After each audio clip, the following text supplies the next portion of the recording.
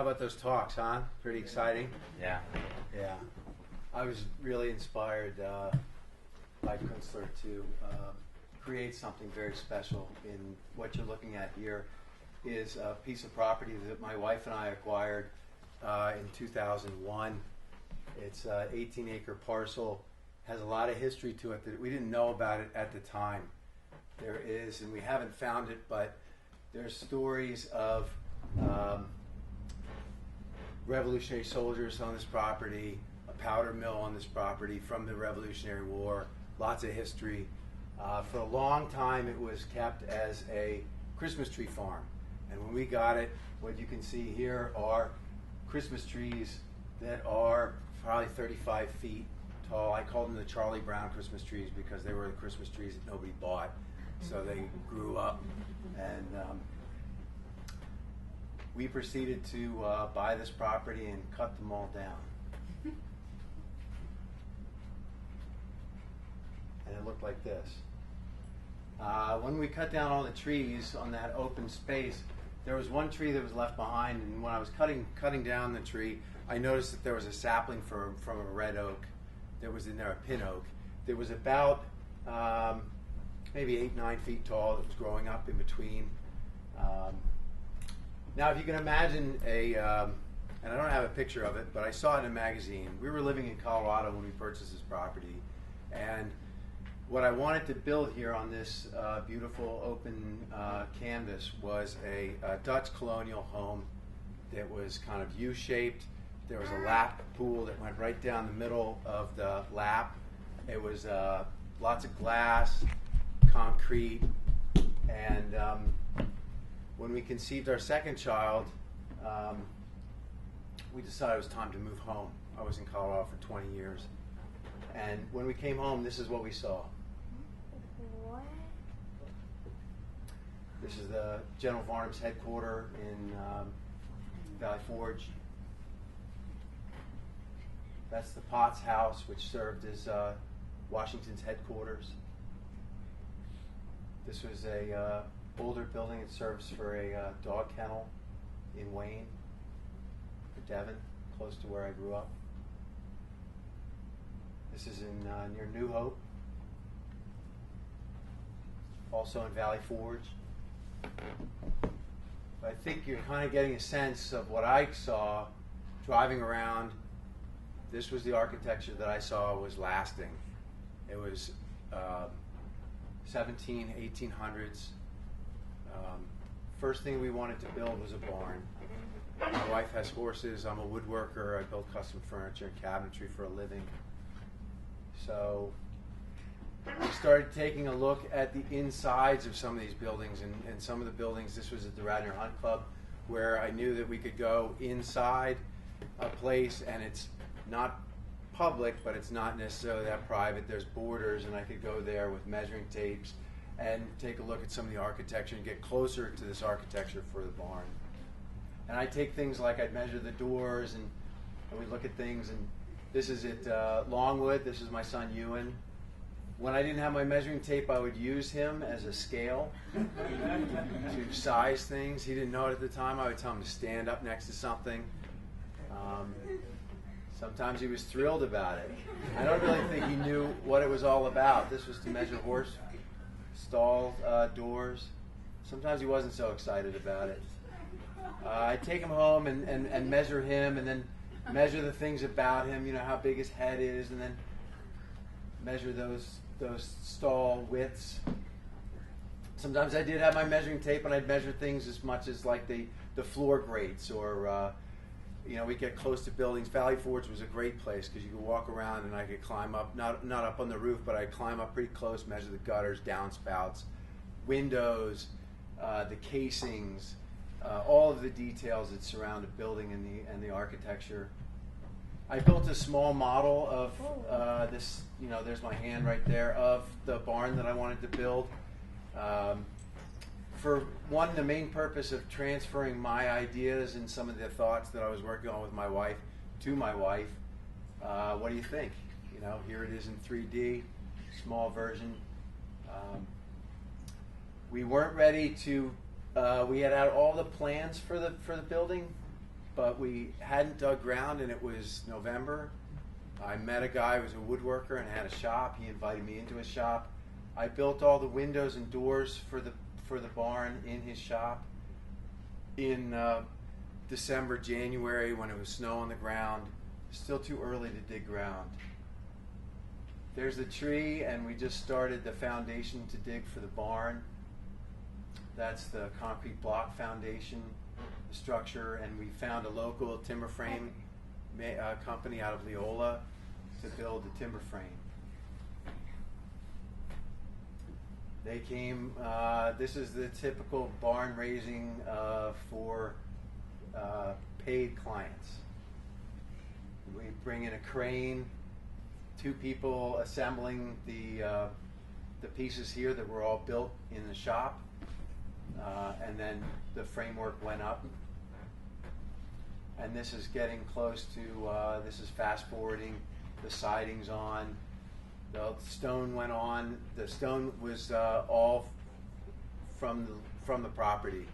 We had, when we first walked the property, I saw big trees growing out in between stone walls down in the woods.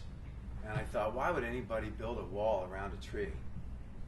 And I saw pictures from the 30s of our property and the surrounding properties completely cleared. There wasn't a tree in sight. People farmed this land.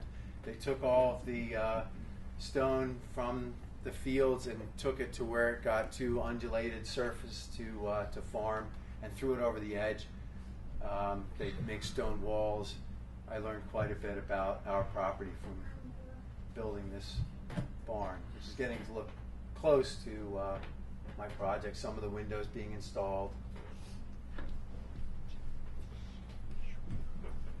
This is it, maybe a year later. Pretty close to being done. My wife and my 3 children live in an apartment that's in this barn. The upper story is my wood shop.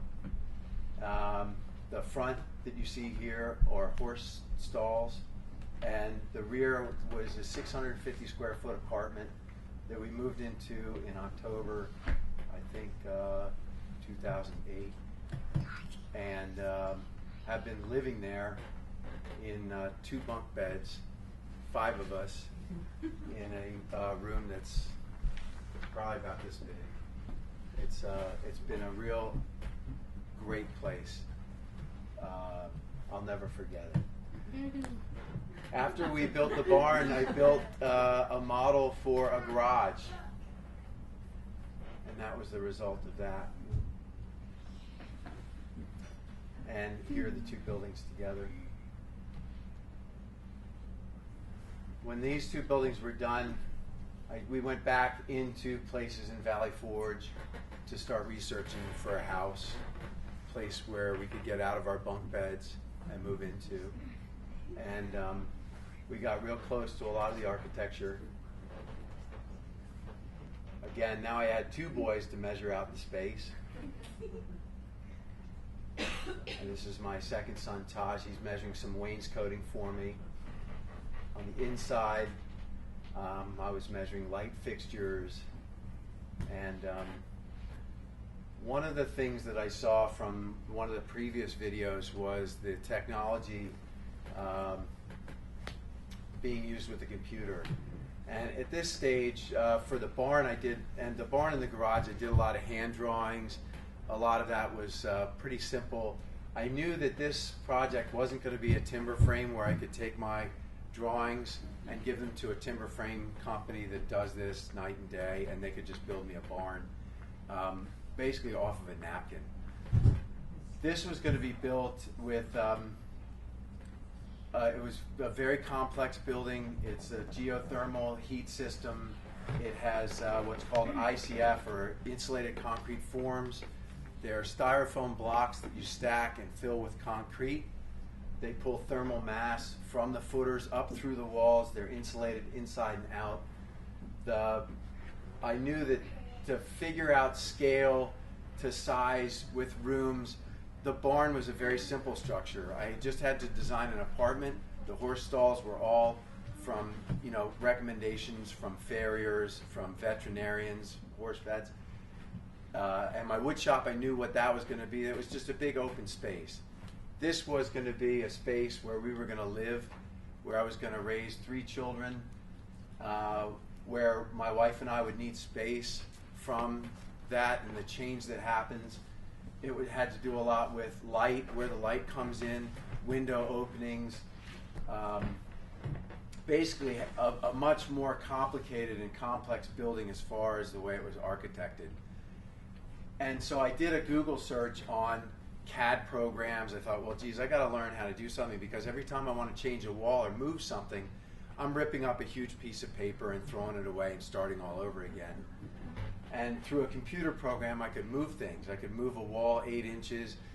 One of the things that was really complex about this building is it had to be designed from the inside out and the outside in. If you look at all those German stone farmhouses, there's a lot of symmetry. The windows are over the doors, or the windows are on top of other doors. So all of the symmetry that happens on the inside happens on the outside as well. And then where do you place the walls in accordance with those? So if you look at the floor plan here, this is a floor plan of the first floor. But the floor plan for the second floor, all the windows and openings are exactly the same except for one window that's in this corner over here. So after I did it all on the computer, and my wife said, you know, I really want our living room not here but over here, we flipped the whole house with a Google search on, you know, how do you flip your drawings. I used a program called Google SketchUp. And then after that, I went back to square one, or not back to square one, but back to the old school way of drawing something. I did a hand drawing of the building, and I did hand drawings of the outside, and this is the house that we wanted to build.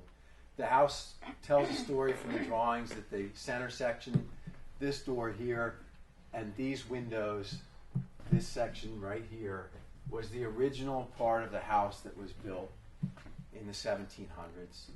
That this part was added later, and that this part of the house is a product of a famous architect from the 1930s, Brognard Oakey, who I did a lot of research on, and we went to Harrisburg and actually looked at his drawings. They brought them out with white gloves, and it was great. They were done in pencil, on paper.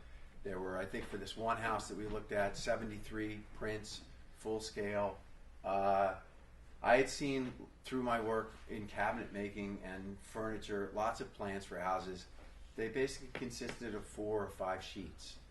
This was 70 sheets for one house. It was amazing to see these things. We got copies of them, and I stole a lot of the ideas from scale from those drawings for the right side of the house and for our stairwell, which is where that is.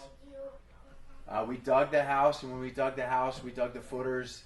We used a pump truck to pump the concrete into the footers, and we would use that same process through this. So these are the insulated concrete forms and the terraces for the outside of the house. This is somewhat the relationship. You can see the relationship between the courtyard, the barn that was previously built that we're living in, and the garage. This was a much easier project as far as getting things built, because I could build things in the shop now, whereas when we started on the barn, we didn't have water, we didn't have electricity, everything was run on a generator, everything had to be built. If I needed to make a cut, I had to go 2 miles down the road. Here I could build all of the window bucks and a lot of the molding and trim and cabinetry, which was also designed in the computer program as well. So here it is, we're grouting these walls. You can kind of see where the templates were for the hoods that are going above the doors, and the bracing for the concrete structure. This is the second floor going in. This is fast forwarding to the house being in with a roof on it. Part of the house is stoned.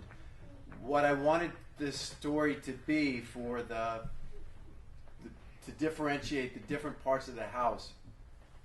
When back in the day you hired a stonemason to build your stone house, they would come and build normally quarried stone for the corners, or the French term coin, Q-U-O-I-N. The coins were built on the corners of the house because they were what kept it up, the structure of the building.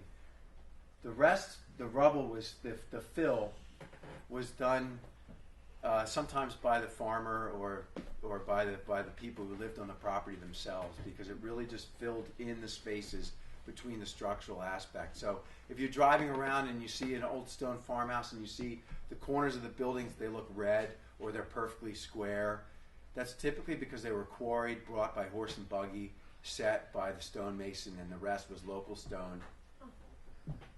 When my stonemasons got started on this project, you can see the coins on this side of the building here. And I built a very straight form that could be nailed to the side of the building. And I told them that I wanted everything on this side to be rubble, as if it was filled in. And then on both sides of what I call the original part of the house, it's deeper, so the roof line's taller there. I wanted the coins to be there, and you can kind of see one of the coins here. That's my form going up. And here they are setting the middle section of the house. I wanted them to build just one section at a time to tell that story. So there's the original house with the coin lines in.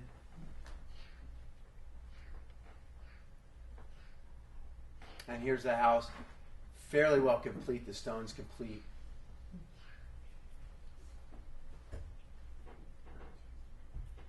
The two doors tell somewhat of a story too, of a second phase of construction. This is the back of the house, which I don't know if you remember, one of the slides that I showed earlier showed a bump out. A lot of the times some of these windows or doors are stuck. They're actually on the building itself. This, I wanted to tell the story that it was added later, that there were two windows underneath that had to be knocked out, that the people that inside the house, they needed a little bit more room, so they bumped it out a little bit. That's actually our kitchen and where we'll sit. Very gracious area. When I was going through slides for this presentation, this one stuck out to me because I don't remember taking this picture. This was a picture that I took in one of the houses in a manor house across from Valley Forge Farm, in Valley Forge Park. Dad, And that's in our house. Dad, that looks like the scene. And there's another picture of you. This is what we started with as far as the computer modeling. And so in watching this, how in this building go up, I had seen all of this on a computer. I'd spent months drawing and designing this space, and you can take this and 3D it around. You can take the roof off. The second floor comes off. All the foundation work was done.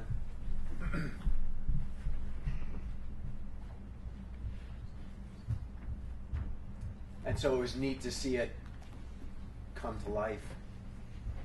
And there's a picture of all three of the buildings together. This is a picture of my sons when we first staked out the property. And they're standing at the front door. And then so the other day I had them take this picture, which is them at the front door as well. So I really appreciate the opportunity to share this project with you. And that's it.